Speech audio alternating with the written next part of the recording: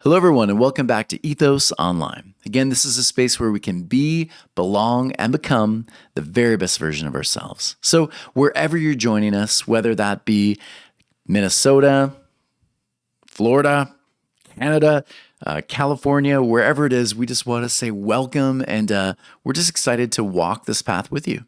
And so, again, here at Ethos Online, we do a lot of study. Every time we pick up this ancient book, we spend countless hours digging. We look at the words, we look at the context, we ask who's the audience, we do all of that. And only after we do the responsible study, then we start to reflect and say, what do we learn about how to live now? Those are the things we do at Ethos Online. And so I just want to, again, welcome you and say this is going to be a fun one today. So I want to delve right in. For some of you who are joining us for the first time, just a quick recap. I do this every week, but I think this one's going to be a pretty special one. I get really excited when I think about this one. But just to recap, understanding the book of Genesis is really important. Understanding it's not a history book. It was never intended to be. These dates, these names, these were not to be taken literally. As far as it happened exactly here, happened now, it happened in this time of this era, they had this many kids. These are all very symbolic. Yes, some of these people were real, they existed, but the idea was not to create a perfect history.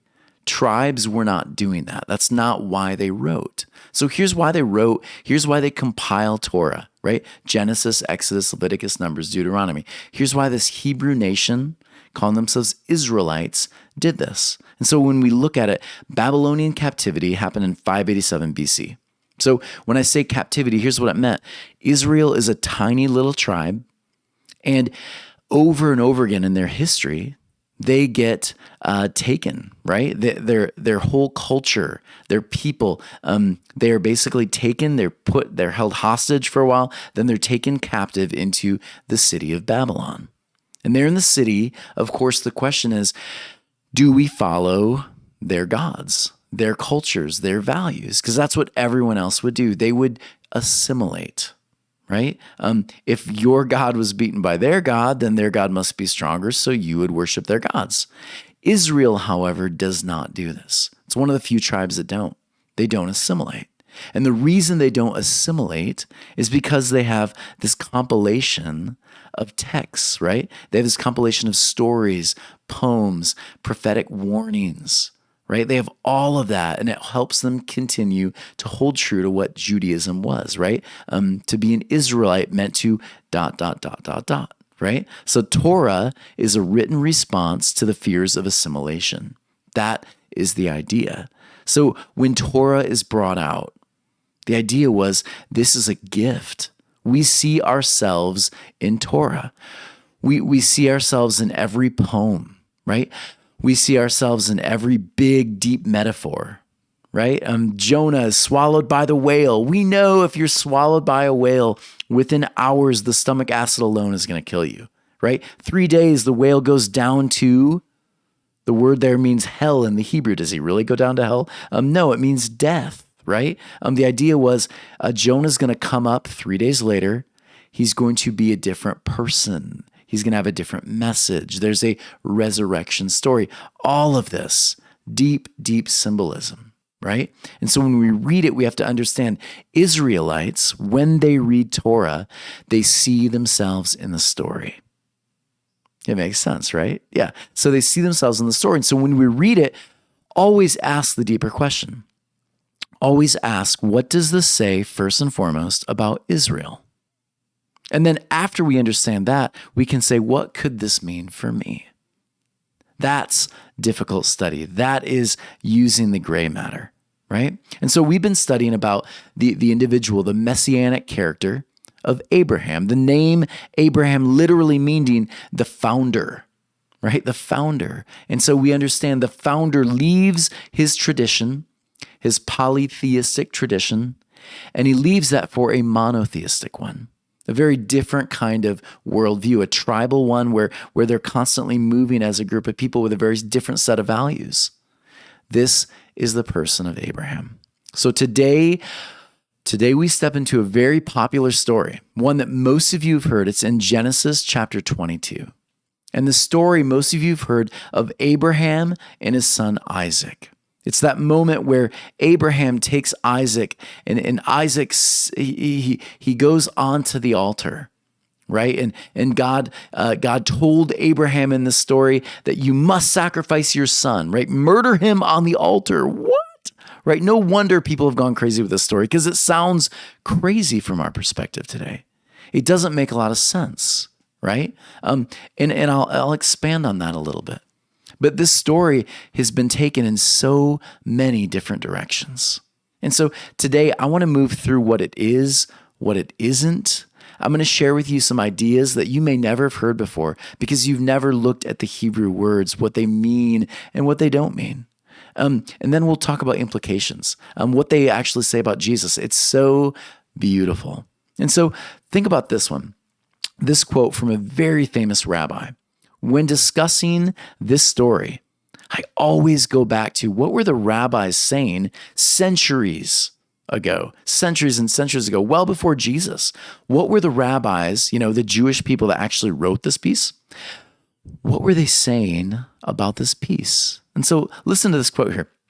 The Abraham moment at the altar with Isaac is one of the most misunderstood texts often associated with Christian atonement theories, robbing readers of the beauty of Yahweh. We understand this text has been misused often. And so today, we're going to find the beauty. And I think when you walk away today, you're going to say, man, that was so good, right? You're going to say, there is something deep there that I may have missed. And now share it, right? So understand this. For many people, this story is interpreted that Abraham's sacrifice was not needed because someday, the individual Jesus, he's going to take the place, right? And so essentially it was like foreshadowing something to come, right? It was foreshadowing Jesus to come here and like end the sacrificial system, right? But that idea that this was just a foreshadowing of Jesus, there's some problems with that. And so I want to share with you some problems with this idea first, before we even delve into the text. So first off, understand this. Torah was never about looking forward. When you read the stories, the stories always looked back, right? Torah was looking back and then understanding how to move forward after looking back. So understand this, when they're in Babylonian captivity, they're not writing about Rome. They're not writing about when they're going to be captured by the Greeks, right? They're not writing those things. They're looking back at the story of Moses. They're talking about Egypt. Yeah, interesting, right? Think about when they're under the Greeks, right? Under their control. They're not writing about Rome. They're not looking forward. They're talking about Daniel in the lion's den, which took place, of course, in Babylon. They look back. Yeah. Think about even when Jesus, 70 AD is when they actually start compiling and retelling the stories of Jesus, well after his death, right? 70 AD is when their temple is destroyed. They're saying, what's the narrative? What's the messianic character that we follow, that we have? And obviously Jesus is the one, right? Jesus is the way, the truth, and the life. And so they follow Jesus now. But that was 40 years later, right? Interesting. They're always looking back to tell the story in order to understand how to move forward in the present. So it was not a foreshadowing. They're looking back to understand their present. Heavy, right? We'll go deeper. Another problematic issue with the typical interpretations is that zero, and I mean like zero, none. There are no rabbinic interpretations that have anything close to do with this idea of the story pointing forward. None. So when you look back and you see, did the Jewish rabbis, did they talk about this? Was it ever interpreted that someday there's going to be a Jesus? No, they never pointed forward. They never said this and this is going to happen. That was never the point. There is zero interpretations of this story of Abraham being something pointing forward until well later, right? Into the 400s, you have this. It took a very long time for the interpretation to be shifted. Yeah. So even the professionals, right? The rabbis, they understood this was not forward. This was looking back to understand the present and then how to move forward. Yeah. Let's keep going. Atonement theory, right? Many people, they've seen this atonement theory inserted in the story. So basically, this was like God needs something to be murdered in order to be satisfied, right? So Abraham needs to murder his son in order for God to feel satisfied and be at one with Abraham, right? And it even sounds kind of crazy when I say it, doesn't it? But that is an atonement theory. And so understand this. This was simply not an interpretation that anyone had until Augustine. And so Augustine around 400, right? 400 AD. This was not an interpretation. The idea that God needed murder was a very foreign concept. That's not how they viewed their God. It's just not.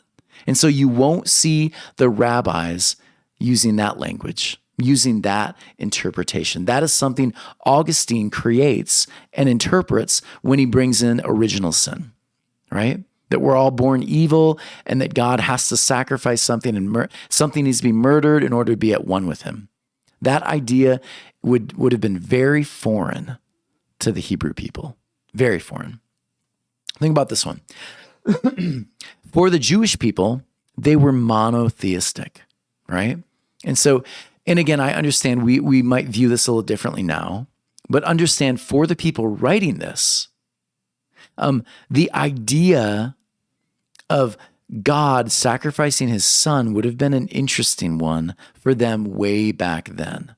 So Rabbi Asher Tev, he writes this: we Jews reject and always have the idea of not only polytheism, but the Christian polytheism known as Trinity.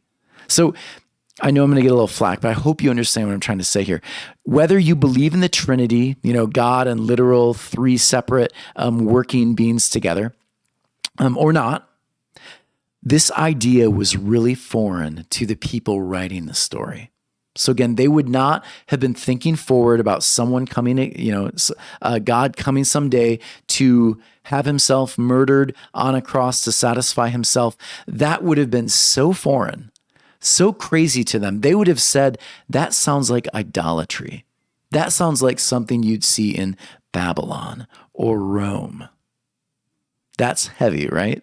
Let me keep going. Lastly, the kind of sacrifice, this kind of sacrifice was to the Hebrews, they were used to seeing child sacrifices. They were. In fact, there were times in their history that they actually did this. And so the idea of children being sacrificed, you have to understand, for the Babylonians, the Egyptians, the Assyrians, Greeks, we could look at Aztecs, there's so many different cultures where you would see child sacrifices. So this is not new for the Hebrews. However, the new idea is that our God does not demand sacrifice. And this is where this quote comes in, and I find it really, really interesting. And so I'm going to read it to you. The story's purpose was not only to uproot, undermine, and weaken the heathen practice of child sacrifice, but also that Abraham himself, even before he looked up and saw the ram in the thicket and decided on his own to offer it, understood that child sacrifice was an abomination to God. Yeah, right? So this begins to shift a bit in our understanding. This rabbi understood this, and this is a pretty common way of understanding the story. this idea that God would need a child sacrifice, they would have said, whoa, whoa, whoa, right? They understood that in this story, we see the character of God shine through. And it's a really beautiful one. So all of that, I wanted to give you some context before even touching this chapter. So here we go. We're going to do our best to move through it. And we'll move through. There's some really deep, rich words here I want to share with you. Here we go. And it came to pass after these things that God tested Abraham. So many of you, like me, you grew up with this tradition that God, he wasn't really going to do the thing, right? He was just testing Abraham, right? Will Abraham, when I ask Abraham to do something, will he do it, right? Will he really do the thing I ask him to? I want you to think just on a really, just surface level thinking for just one moment. Does God tempt man? Does God really tempt man? The story of Job was never about a temptation. It was, where is God when good people suffer? Answer, I'm always there with you, in the stars, in the people around you. That was the idea of Job. So not even Job is really what many people will say temptation. Does God tempt people? To what? Right? To see if Abraham will kill his son? Like, really? So think about this. If he'd actually listened to God, murdered, would God say, okay, you followed through? Like, what a test, right? I would never do that for my kid. If I heard a voice say, kill my son, I wouldn't go and get an altar. I'd go get some tests done at a psychiatric ward. Yeah, right? Is Abraham a better father than the divine? Am I a better father than the divine? Because I would never ask someone to test a test like that, right? That seems insane. It seems barbaric. It seems ungodly. So what's really going on here? Is this really a test? Because if it's a test, then the character of God is in question deeply. So I want to share with you something that for centuries rabbis have known. They've talked about this. The people who wrote this piece understood it, and we have missed it. Here's the word. The word here for test. The word is not actually test. The word is, in the Hebrew, nasa. Nasa. The word, at the deepest part of its root, it means to reveal or uncover. To reveal or uncover, right? In our culture, we might use a phrase like, the curtain is pulled back. The curtain is pulled back. On who? Here's the beauty. The curtain is pulled back on God. Think about that for a moment. The curtain is pulled back on God. If you've ever seen The Wizard of Oz, you know this scene.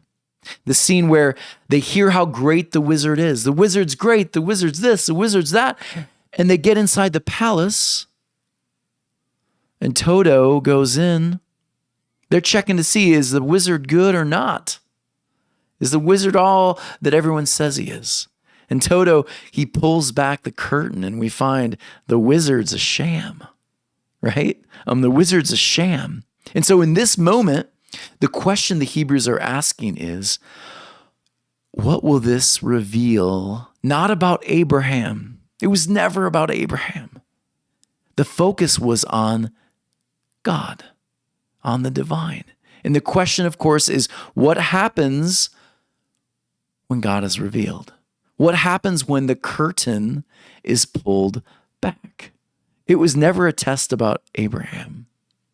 The test was directed toward God. And how does God fare? Let's look. He said, verse 2, please take your son, your only son, whom you love, yea, Isaac, and go away to the land of Morya. The land of Morya. Now, Morya, again, every word has something deep. Morya is this place where they believed, Jewish tradition says, this is where Solomon's temple was built. It's actually like this kind of hill. And so this is where Solomon's temple is built. Now, ancient Jewish tradition says this: Solomon's temple is built on a threshing floor. That's where it first starts, the threshing floor. Watch this. Morya is believed to be the place where Solomon's temple was built, believing to be the threshing floor. So watch this now. It's so good. The threshing floor, this is where farmers would separate the grain from the husk. Look at this quote. Here, Yahweh is separated from the pagan gods and proven to be good. The curtain is pulled back, and Yahweh is proven to be good. Oh, it's so good, isn't it? This story, when you unpack it, so much meaning. It's really, really beautiful. Let me read on. Verse 4. On the third day, and again, we know the ram, they find the ram, they choose to sacrifice the ram, they celebrate, right? On the third day, Abraham lifted his eyes and saw the place from afar. So watch this now, right? They're traveling, they're doing these things. We're moving in the story. But notice on the third day, right? For ancient Israel, redemption always happens on the third day. This is where rebirth happens. It's a Hebraic pattern in the way they wrote. It's their literary device, the third day. And so again, there's going to be a new understanding, a new birth to the way the divine is going to be understood in the world. There's going to be a new birth experience for Israel and how they understand their God. Oh, yeah, this is beautiful. I'm going to skip through 6 and 7 because we know the wood is offered, right? It's put on there. Isaac speaks up, Father, here I am. Here's the wood. Here's the fire. Where's the lamb, right? And Abraham's response in verse 8, God will provide for himself the lamb for the burnt offering, my son. And they both went together. It's so good. Abraham deeply believes that divine is good. The divine is good. Why sacrifice, right? Why sacrifice? Why would the divine need blood, right? That's always a question then. Why the blood? Here's my response to that, right? Why even have anything? Why even need a sacrifice? Here's my response every time I have this asked. They are an ancient tribal people. And so they understood their gods need something, right? This is how they viewed their gods. But does our God need the blood of our children? The answer is no from this story. But for them still, they are moving on a trajectory in their ethic and their understanding of the world. And so later on, they're going to understand, yeah, the divine never wanted a sacrifice in the first place. That was us. The divine never wanted it. But it's just where Israel was. Yeah. And so the story continues. And the angel of God called to him from heaven, Abraham, Abraham. He says, here I am. We understand the story shifts, right? And notice this, the word see here. Notice this. And he said, here I am. Do not stretch forth your hand on the lad. It continues there. And notice this. Abraham lifted his eyes and he saw, and there was a lamb. It's so beautiful. The Lord will see. The Lord sees? No. That doesn't make sense. Here's what makes sense. Here's the thing. It's a bad translation of the word see. Notice that at the very top. And an angel of God called to him from heaven and said, Abraham, here I am. Look at verse 14. I will see. Abraham named that place, the Lord will see. The Lord will see. If you're reading your own translations, you'll see it's a shift. The Hebrew actually says, not the Lord will see. Here's what the Hebrew says. The Hebrew, when you understand this translation, the idea here is not that the Lord will see. It doesn't make sense in the story. The actual translation of this, after the ram comes in, they can put the ram on the altar. Here's the beauty of what happens next. Abraham sees. Yahweh will be seen. Yeah, it's always been about God. Yahweh will be seen. God's character will be revealed. That's the translation there in 14. It's not God will see. The actual translation is God is revealed. God is seen. And when you get this to the story, it makes perfect sense. It's so beautiful. And after that, 18 through 24, what you have is a bunch of verses, right? There's a bunch of names and a bunch of verses about these different names. When you delve into each one of these names, which I don't think we have time. If you do, what you'll find is these are all basically saying blessings follow. When you see the divine, blessings follow you everywhere you go. When God is observed, blessings follow you and your children and their children. Because everywhere you go, you see the divine is good. It was never about you. It was never a test on you. That's not life. Life is about finding the divine everywhere you go, learning Yahweh is good. Right? This was all about the character of God. And so, where does Jesus fit in? Right? Because everyone wants to say this story points to Jesus. Think about this now. The moment of the cross. You go all the way to this moment in 27 AD. This moment, does the cross mean that Jesus is satisfying the wrath of God? That God needs a sacrifice? Well, no, that was never the point either, because it wasn't the point of the story of Abraham and Isaac. Think about this now. We talked about an unveiling. The curtain pulled back. You know where I'm going, right? You know, because it's so good. And this is why they talk about it. This is why they use this beautiful moment and they talk about it in the Gospels. Look at this, Matthew 27:51.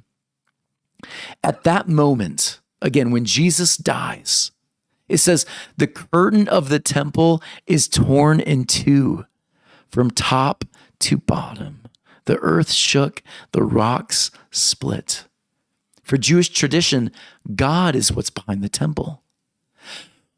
When they rip the curtain, when the curtain is pulled back, understand they don't see anything there because the divine was just observed on the cross, right? Verily, truly, I tell you, think about this. Jesus shows us what the divine looks like in everything he does. When the divine is present, healing happens. When the divine is present, marginalized people come together. When the divine is present, people see for the first time. When the divine is present, we love our enemies more than ourselves. And so is that only a God thing? Well, watch what Jesus says here, because he shows the divine, right? He shows what God looks like. He answers the question, is God good? Well, yes. When the curtain's pulled back, look. And look at this now. Verily, truly, I tell you, whoever believes in me will do the works I've been doing, and they will do even greater things than these. So again, for Israel, 70 AD, after the temple's destroyed, much like 587 BC for Israel, the question is, where's the divine? Where's the divine? And the answer is, follow the steps of Christ. And when you do, you are the temple. You are the place the divine resides. Everywhere you go, you pull back the curtain on the divine. Everywhere you go, you reveal the character of God. So good. Yeah. This story, when understood from this perspective, brings so much life. And I hope that you will share this with other people. This story is so good. So I thought about, how do we take it home? I thought about a lot of different ideas, different applications, but here's what I thought maybe you could do instead today.